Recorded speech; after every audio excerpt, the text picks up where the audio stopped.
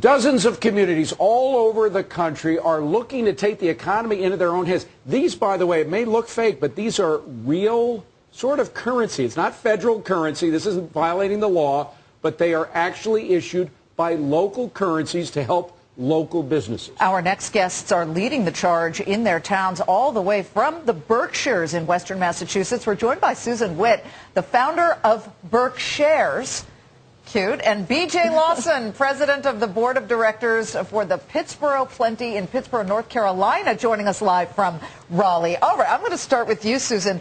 Okay, I've got some of this currency in my hands. Explain to viewers out there who think that perhaps you're absolutely insane how this works, because it's a fascinating concept.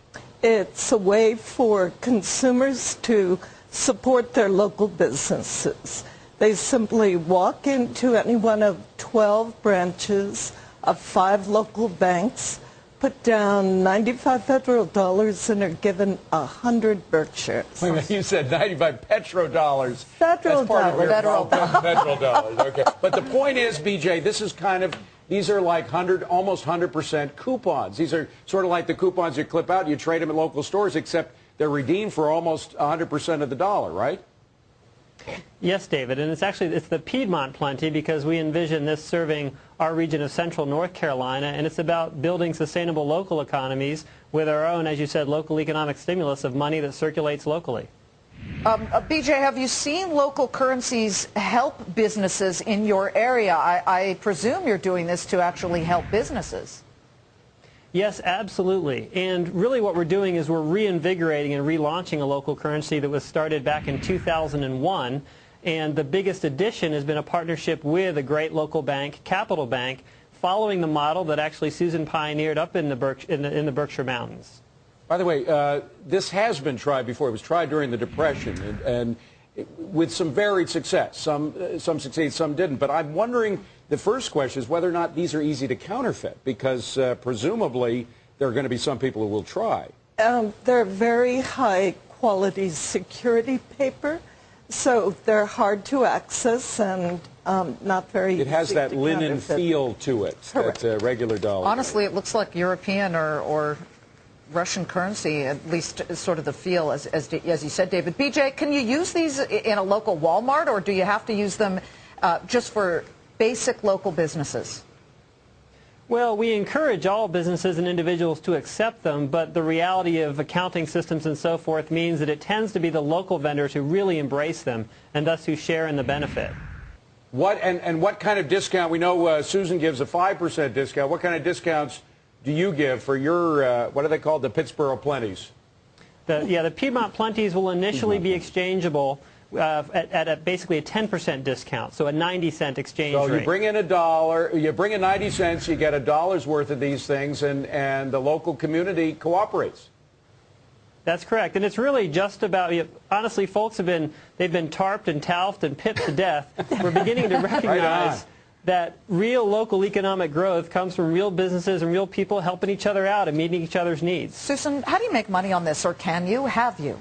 No, it's issued by a nonprofit. We've been supported through grants. 2,300,000 Berkshires have gone out in circulation since issue in 2006. And there are about 370 businesses signed up to take Berkshires. You can build a house in Berkshires, arrange a funeral in Berkshires, do your grocery shopping in Berkshires at the farmer's market, or get a divorce in Berkshires. BJ, how many plenties have gone out in dollar terms?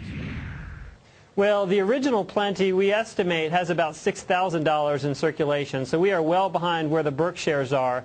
And really the key ingredient is that convertibility, and the fact that with the exchange services being provided by Capital Bank, we expect the acceptance and the circulation to grow tremendously as the Berkshires have experienced. Well, we should mention, by the way, this is not something just happening in 2 isolated communities. This is happening in 75 communities in the United States. So this is an idea that just may catch on. We also want to emphasize this is not against the law. The law says that they can't look like U.S. currency. That's That's about the extent of it, though, is that they're not supposed to look like U.S. currency. Other than that, they're given free rein to do this by the government. Well, also, you have to have an exchange rate with federal dollars so that transactions can be taxed. Interesting. And, David, you were talking about the Depression where scrip was issued. Few folks realize that in the late 1800s, early 1900s, every federal bank, every commercial bank issued their own currency, which meant that every region had available to it the amount of currency it needed. And that's one of the reasons, by the way, the Federal Reserve was created, because there were some problems with that. Correct. Correct. Susan Witt, B.J. Lawson, I'm coming to go spend some Berkshires. Terrific. Thank you very much. Love the story. Very interesting. We'll pay you for these. Yeah. Ooh. All right, if she'll take dollars anymore.